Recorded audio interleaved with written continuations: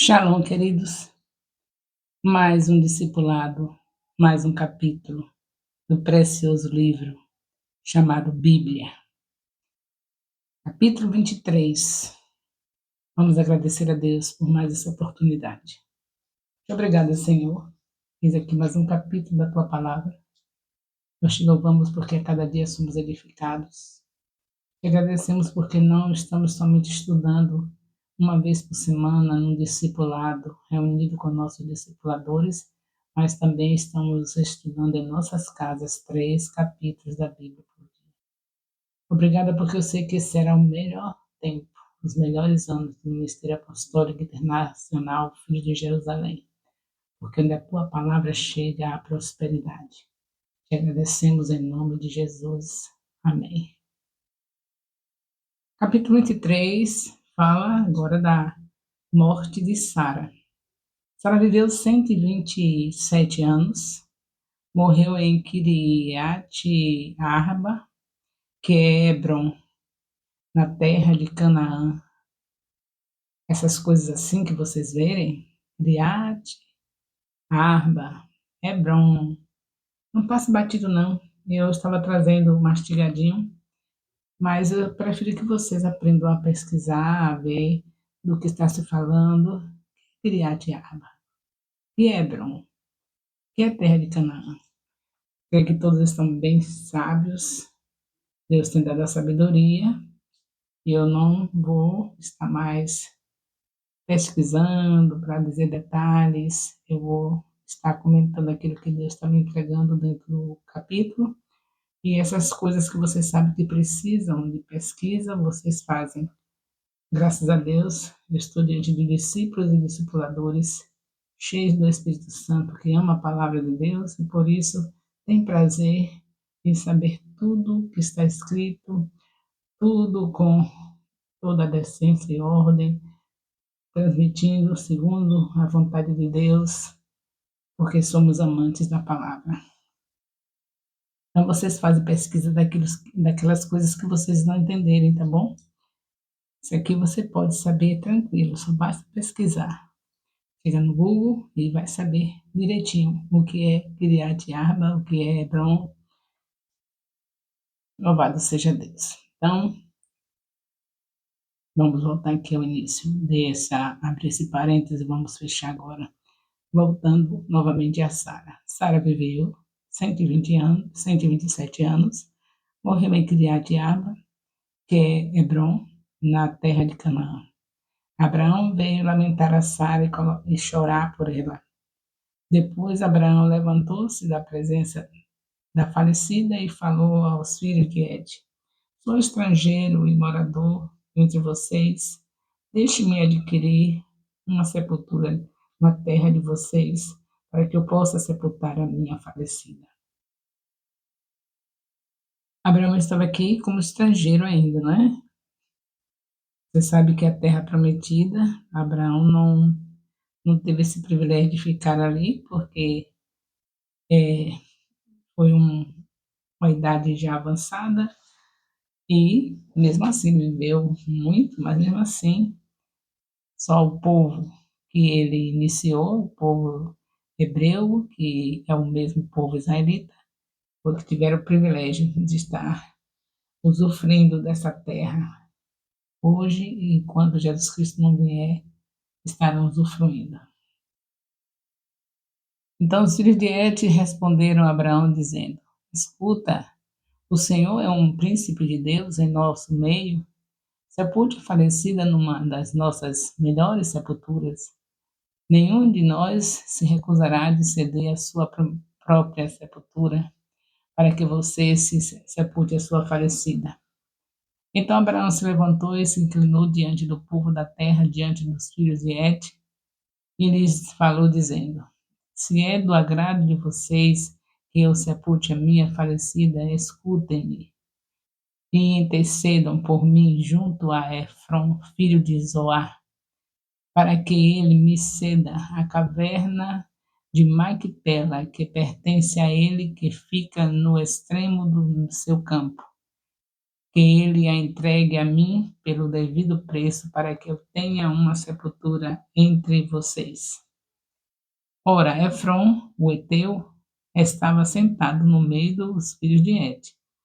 Ele respondeu a Abraão de maneira que pudesse ser ouvido pelos filhos de Het, a saber, por todos que entravam pelo portão da cidade. De modo nenhum, meu senhor. Responde assim: de modo nenhum, meu senhor. Escute, eu lhe dou o campo e também a caverna que nele está, a presença dos filhos do meu povo. Eu lhe dou isso, sepulte a sua falecida. Então Abraão se inclinou diante do povo da terra e falou. E falou a Efron, a presença do povo da terra, dizendo: mas se você concorda se você concorda, escute. Pagarei o preço do campo, aceite-o de mim, e sepultarei ali a minha falecida. Efron respondeu: meu senhor, escute, um terreno que vale 400 barras de ouro e prata, que é isso entre mim e você? Sepulte a sua falecida. Aqui você sabe que é uma maneira, a cultura deles era assim. Eles não diziam logo o preço. Eles ficavam assim, cheios de conversa, como se fosse tendo, para ser gentil, né? Dizer que não, a gente não precisa cobrar de você. É aquela conversa mole que até hoje ainda existe, né? Mas na cultura deles isso já era normal, no dia a dia. Eles não dizerem o preço daquilo que tinha que vender e ficar conversando, conversando, mas eles já se entendiam. Abraão já estava sabendo que era por isso. E Abraão vai insistindo, insistindo até que ele diz o preço. E na hora que eles dizem o preço, aí já sabe, acabou a conversa. Mas primeiro tem aquela cantarola toda até chegar no momento que a pessoa decide dar o preço, dizer o preço de uma maneira disfarçada. Você vê que ele diz assim: o que é isso? Que nós não vamos vender para você um terreno que vale tanto, 400 barras de prata. Isso aí era já dizendo: encerrou a conversa, pode me pagar meus 400 barras de prata. Era interessante, né? Toda a vida o homem teve essa dificuldade, tratando de dinheiro, né? Cada um quer ser o mais sabidinho. Pois é, e aí Abraão ouviu Efron dizer isso e pesou-lhe a prata de que ele lhe tinha falado na presença dos filhos de Het. Você sabe que esses negócios eram feitos na porta da cidade, era como se fosse um lugar da justiça para ser um juiz, que hoje nós temos, né, um lugar apropriado, o lugar, local onde resolvemos situações como essa, mas eles, era a porta da cidade, ali que se reuniam, e ali tinha testemunha daquele negócio, daquela transação comercial que ia fazer, era desse jeito. Aí Abraão já entendeu qual era o preço, ele já tinha falado ali, Abraão paga, né? E assim, o campo de Efron, que estava em Maquipela, em frente de Manre, o campo, estão lembrando de Manre? Era um lugar sagrado, onde Abraão, nos carvalhais de Manre, se encontrou com a Trindade, 3 anjos que representaram o Pai, Filho e Espírito Santo. Nos capítulos anteriores, a gente vai gravando e, por fim, você vai conversar da Bíblia como se estivesse conversando de café com pão, feijão, no dia a dia. Isso não é comum na sua vida? Pão, feijão, não é isso comum? Pois assim a Bíblia na sua vida, porque é a palavra do seu Pai, é a palavra do eterno Deus, que te chamou através do seu Filho Jesus Cristo para viver a palavra e saber falar da palavra. Então, você agora, estou relembrando aqui do Carvalhar de Marre, porque está falando aqui novamente sobre Marre, que no campo de Efron, que estava em Maquipela, em frente de Marre. Então, para você isso já é comum, não é? Você já pode conversar desse assunto tranquilo. Ah, Marre foi o lugar onde Abraão recebeu aqueles 3 anjos, era um lugar sagrado para eles. os cavanhaques de mar, e pois agora, novamente, o assunto. É assim que a gente vai ficando familiarizado com a palavra de Deus, e essa é a obrigação de todo filho de Deus, saber explicar a razão da sua fé. A razão da sua fé está aqui na palavra. E tudo que Deus fala, porque tudo que ele fala é verdade. Então, passaram-se a ser propriedade de Abraão, na presença dos filhos de Et, nas testemunhas, né, que Abraão estava pagando, estava comprando, a saber de todos os que entravam pelo portão da cidade, que era o lugar onde se resolvia as transações comerciais. Todo negócio importante era feito no portão da cidade. Depois Abraão sepultou Sara, sua mulher, na caverna do campo de Maquipela e trouxe em frente de Mar, que é Hebron, na terra de Canaã. E assim, pelos filhos de Et, Éter, se confirmou a Abraão o direito do campo e da caverna que neles estava, como propriedade para servir de sepultura. Pronto, aí era uma honra ter comprado o melhor lugar para a sua esposa, para a sua esposa falecida. Para eles era uma grande honra naquela época, e em toda época as pessoas querem fazer a sepultura que chame a atenção de todos. E aqui também a gente quer deixar uma lição.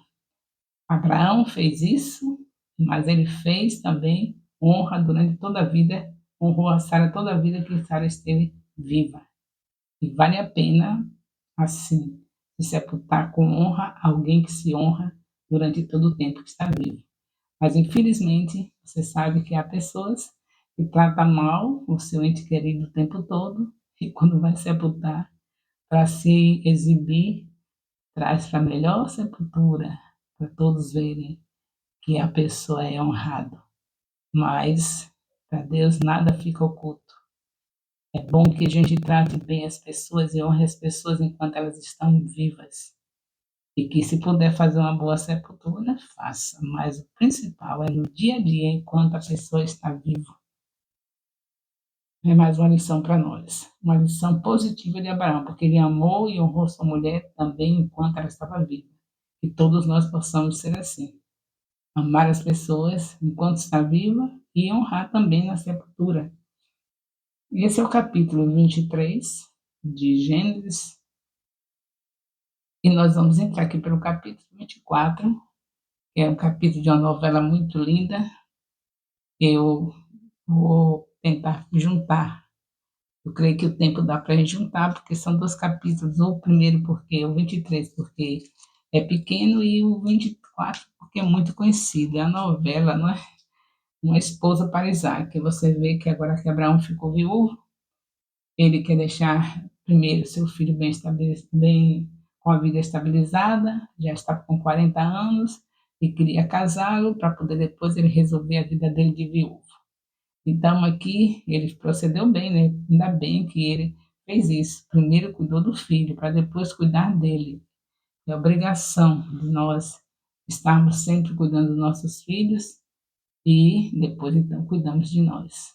Os filhos foram entregues para nós como herança do Senhor, todo o tempo. Aqui Deus não tinha dito essa palavra ainda, mas ele sempre foi o mesmo, de ontem, de hoje e eternamente. Quando ele vai falar que os filhos são herança do Senhor, ele é lá através do salmista, Salmo 127, mas é claro que o Espírito de Deus é o mesmo, e já mostrava para Abraão aqui que o filho dele era importante, que ele precisava cuidar de estabilizar a vida dele primeiro, para depois ele cuidar da vidinha dele de viúva. E aí você sabe, o discipulador vai ler essa história muito linda, vai mostrar os pontos principais da história. A primeira é que Abraão fez jurar, o seu mordomo teve que jurar que traria uma moça da descendência deles, da parentela deles, e se a mulher não quisesse, quando ele chegasse no meio da parentela, se não quisesse seguir, não quisesse vir, então ele estava livre daquele juramento. Mas era para fazer como ele tinha dito. O juramento naquele período, naquele tempo, que fala que a mão embaixo da coxa para fazer o juramento, para cumprir aquela missão, a mão embaixo da coxa, quer dizer, embaixo dos testículos, que era considerado, o testículo era considerado como testemunha, era algo honroso, algo muito importante, e por isso, quando diz embaixo da coxa o juramento do mordomo para Abraão, para prometer que traria a moça de acordo com como ele estava falando do meio da parentela, então essa mão embaixo da coxa é a mão embaixo dos testículos. São coisas que a Bíblia não explica, mas que você pesquisando descobre. Assim como eu descobri isso, você também, quando encontrar algum texto, alguma palavra que não está sabendo o que é realmente, não está sabendo o significado, vai e pesquisa, porque nós devemos fazer a obra de Deus de uma maneira honrosa, de uma maneira que glorifique o nome dele, não se faz a obra do Senhor relaxadamente, porque a própria Bíblia diz que aquele que faz a obra dele relaxadamente é maldito. Agora imagine a gente estudar a Bíblia e ter as palavras que a gente não está sabendo, e a gente não procurar pesquisar num tempo onde tudo está fácil. Não basta você chegar na internet, chegar lá no Google, pronto, perguntar sobre o costume de colocar a mão embaixo da coxa. O que é que se falava isso no capítulo tal da Bíblia? Que significado tem isso? Na hora eles vão dizer para você.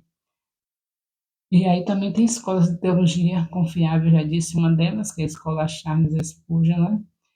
E nós também temos o nosso apóstolo René Terranova, que traz também conhecimentos para nós. Então, basta também ver os vídeos dele, que vai ter muito conhecimento também da palavra. Eu creio que todos estão sabendo que eu estou fazendo esse estudo justamente honrando o meu discipulador, nosso, né, meu e meu marido, que é o nosso discipulador, o nosso mentor, René Terranova e Ana Marita Terranova.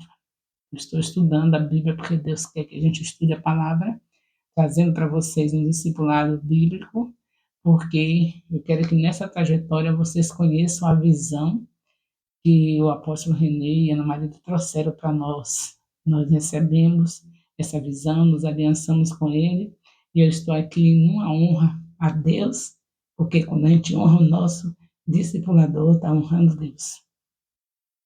Nessa, nessa trajetória, nós vamos ver que Israel, a importância de Israel, desde o capítulo 11, que nós vemos começar o chamado de um homem que iria iniciar uma nação onde nasceria Jesus, é essa visão do apóstolo René Terranova. E nós vamos honrá-lo, porque honrando ao nosso líder, estamos honrando a Deus. Vamos prosseguindo aqui.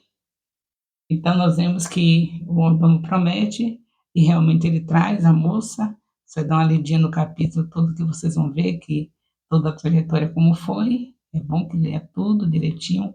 Ideal até que você faça a leitura assim compartilhada, cada um dando 2, 3 versículos no discipulado, entendendo direitinho o que Deus está falando aqui. E uma coisa importante é saber que esse casamento foi feito de uma maneira como exemplo para nós. Ficou exemplo aqui desse casamento, porque era a moça no meio da parentela, com a benção do pai, com a benção, não tinha mais mãe, Isaac não tinha mais mãe, mas Rebeca tinha, com a benção da mãe e a benção do pai, no meio da parentela, de acordo com a vontade de Deus, como Deus queria.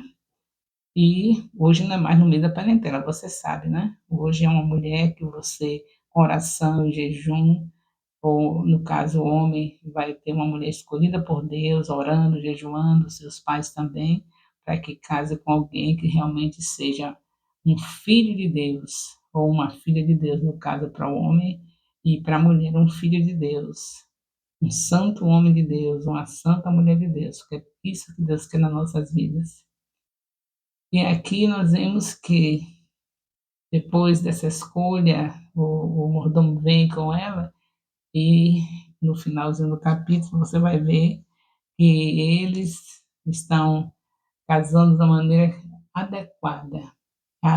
Isaac estava no campo, ao pôr do sol, a Rebeca também está chegando com o mordomo em cima do camelo, e naquele tempo o casamento era assim, era a bênção do pai, que já tinha, o pai foi que mandou buscar, Agora só bastava entrar na tenda e ser consumado o casamento com um ato sexual, e dentro do casamento não tem nenhum pecado. Eles não ficaram se beijando, se abraçando. Oh, que beleza, minha priminha, minha querida, que bom que meu pai mandou buscar você no meio da parentela. Não ficou, ela não desceu do camelo e ficou abraçada lá com ele, e beijando na boca, e se acariciando. Não teve nada disso. Para Deus, casamento é do jeito aqui de Isaac e Rebeca. Ele entra, no caso hoje não é entrar na tenda, não é? Hoje é ir ao órgão competente para estarem tendo ali aprovação, assinatura de juiz e tudo mais, e na presença de Deus, ou no templo, ou em casa, recebendo a bênção dos seus líderes espirituais, e depois vão para a sua casa, ou se for passar a lua de mel em outro lugar, vai primeiro, depois volta para casa, e dali por diante estão ali vivendo uma vida sexualmente ativa, porque pecado é depois de casar não ter a vida sexual ativa. Mas antes de casar, não se pode iniciar um ato sexual para depois não terminar.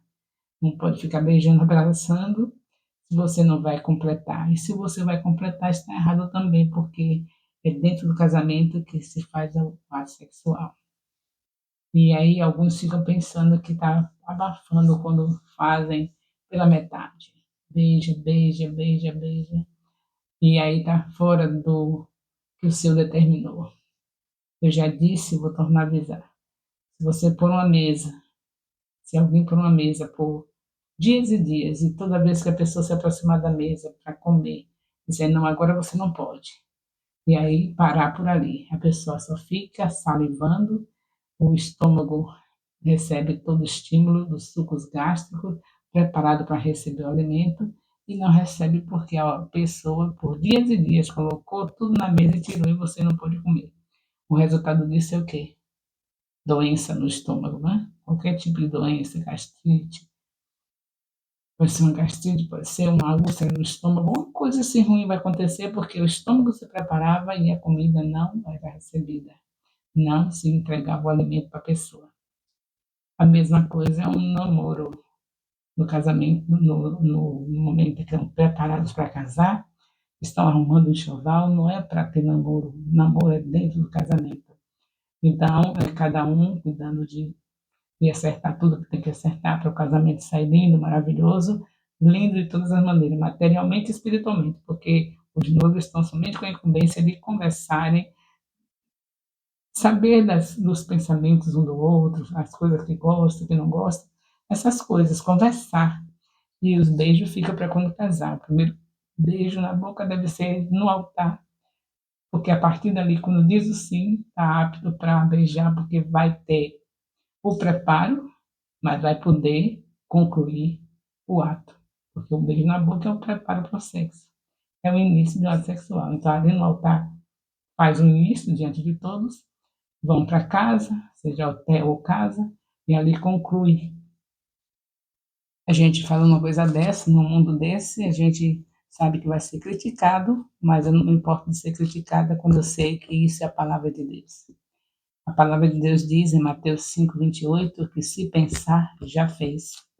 Então, quem é que vai beijar na boca que não vai pensar no ato sexual? E é para ficar pensando? Ou é para fazer? O que Deus determinou é que é para fazer, mas fazer como? Dentro do casamento. Não é para ficar no dia a dia, para cima e para baixo, com aquela mocinha que vai casar, com aquele rapazinho que vai casar, que não sei quando que vai ser o casamento, mas nós vamos casar, mas estamos preparando para ser o casamento mais lindo de todo o tempo. Não adianta ter essa beleza toda se você não está na fidelidade ao seu Senhor, ao seu Criador, que determinou que o ato sexual começado tem que terminar. Como é que beija na boca durante dias e anos e meses, até chegar ao casamento, preparando todo dia aquela mulher que vai ser sua esposa para o sexo e depois não continuar. É correto isso? É justo? O justo é que o homem honre a mulher, não provoque, e ela também seja segura na sua fé em Deus, não esteja estimulando. Porque a mulher também estimula, até pela maneira que se apresenta diante do seu futuro marido. Até a maneira como se veste, ela já está pedindo para que ele faça o procedimento errado. Então, se veste de maneira decente, não fica provocando, não fica sendo sensual, para que aquele cortejo, aquele período de noivado seja de santidade, para quando estiverem casados, poderem estar vivendo de uma maneira santa, glorificando e exaltando o nome do Senhor. A santidade do casamento começa antes de casar. Se começar da maneira, estiver antes do casamento, da maneira errada, aquela sombra, aquela coisa maligna, daquela desobediência, o Senhor deu oportunidade para Satanás ir junto. Tem que se arrepender se isso estiver acontecendo, e se não está acontecendo, que não aconteça, para que não tenha que sofrer as consequências. Já falei que pecado, mesmo sendo arrependido, mesmo sendo perdoado, as consequências Deus não tira. Então tem que ser um período de noivado na santidade, conversando, sabendo quem é quem, um entendendo o outro, para quando casar, viverem juntos até a morte se separar. Foi isso que aconteceu com Rebeca. Teve problemas? Teve. São seres humanos, são dois seres humanos, não são dois anjos. Tiveram problemas, mas eles se mantiveram juntos até a morte separar. Por quê? Porque eles sabiam a santidade que eles viviam, considerando que isso se manteve por causa do que Deus pede para ser assim, e isso sustenta o casamento. Se são capazes de ter um casamento a santidade, onde o primeiro beijo é no altar, é sinal que essa aliança é fortalecida em Deus.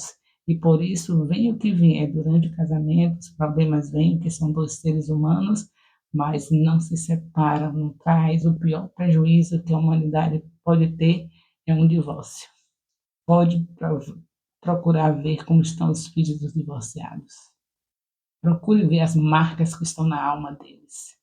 É brincadeira um filho ver o pai na cama com outra mulher? Quer dizer, não é que veja porque a porta estava aberta, mas saber que o pai fechou a porta do quarto e agora é uma outra mulher que está em vez de ser sua mãe? Já imaginou o que um filho vê uma mãe fechar a porta do quarto e agora quem está com ele, com ela, é um outro homem, não é o seu pai? Mesmo no segundo casamento, mas para os filhos nunca isso vai ser legal, a alma nunca vai ficar tranquila, a não ser que Jesus Cristo passe o bálsamo para que isso se apague, porque para Deus não tem nada impossível. Mas o melhor seria que não houvesse esse escândalo. Jesus Cristo certa vez falou isso, não foi? O melhor seria que não viesse o escândalo por você, nem por mim, nem por ninguém, porque depois de um escândalo é algo terrível. Ele disse que era melhor que a pessoa colocasse um peso no pescoço e se lançasse na água para morrer afogado. Escândalo não é brincadeira. Escandalizar uma criança, um adolescente, o seu próprio filho, não é brincadeira. Então, siga o exemplo de Rebeca e Isaac. Viveram juntos até a morte separar, não porque não tivesse problema dentro do casamento, mas consideraram que eram humanos e suportaram o defeito um do outro até a morte separar. Bem, eu estou falando de vocês do casamento de Rebeca, no capítulo 24, uma esposa para Isaac, que Abraão providenciou, né, depois da morte de Sara. E espero que vocês estejam entendendo tudo que Deus falou aqui. E se quiserem mais, me procure, porque esse é um capítulo que está constantemente sendo é, falado e lembrado através de mim, porque o que eu quero é que o ministério tenha casais que vivam juntos, e Deus quer isso, até a morte separar, e que andem na santidade antes e depois do casamento. Tendo casamento, santidade é ter o sexo normal, não deixar nenhum dos dois em falta. O marido não pode negar a benevolência ao sexo à mulher, nem a mulher ao marido. Isso está escrito em 1 Coríntios capítulo 7. Então, santidade do casamento é o homem cumprir a sua responsabilidade com a mulher e satisfazê-la sexualmente, e a mulher cumprir também e satisfazê-lo sexualmente. E antes do casamento é não tocar um no outro, respeitar a honra um do outro e diante do altar dar o primeiro beijo e prosseguirem se beijando até a morte separar. Pai, muito obrigada, Senhor, por mais uma palavra, por mais um capítulo da tua palavra. Abençoa todos os discipuladores e todos os discípulos no entendimento de tudo quanto o Senhor está falando. Eu oro em nome de Jesus. Amém.